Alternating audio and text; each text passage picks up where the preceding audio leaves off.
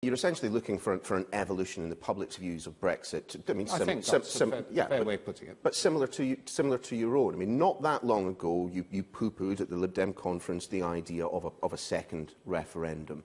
You're now firmly of the opinion that that question needs to be put again to the British public at the end of the Brexit process. What I did poo-poo was the idea of just rerunning the last one. No, it happened. You know, you don't disrespect the result, but we're now waiting to see what the consequences are. It could all turn out wonderfully well. It's possible. I don't think it's possible. But I think it's unlikely. I think we'll get some very damaging economic consequences. I think public opinion will shift. The sheer complexity and the horrors of this are just becoming apparent.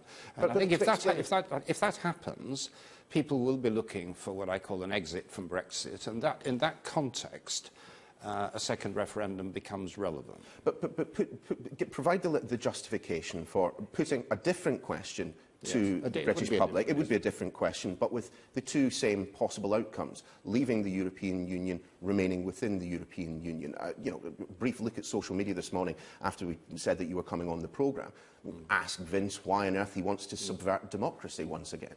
Well, I don't want to subvert democracy, but that was a snapshot of public opinion when that happened, in the very different circumstances. A lot of young people are coming through, you know, 16 to 18-year-olds, 18-year-olds who've just come through, who haven't had a vote. The context, I don't think many of the people who voted to leave, I'm sure many of them thought it through, but some certainly didn't vote to be poorer. But you haven't yet convinced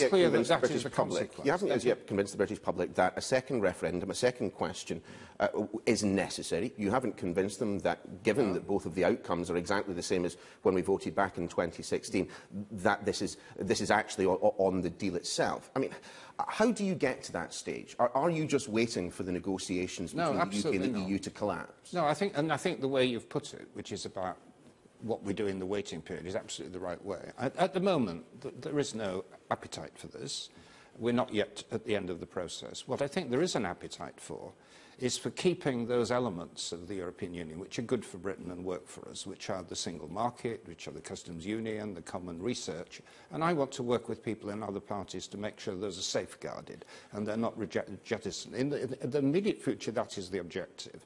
But at the end of the process, there's a separate issue, which is, well, are we happy with the outcome? Do we want to jump over the cliff and hope for the best, or do we want to go back to the European Union? And that will be an issue then, maybe 2 years' time.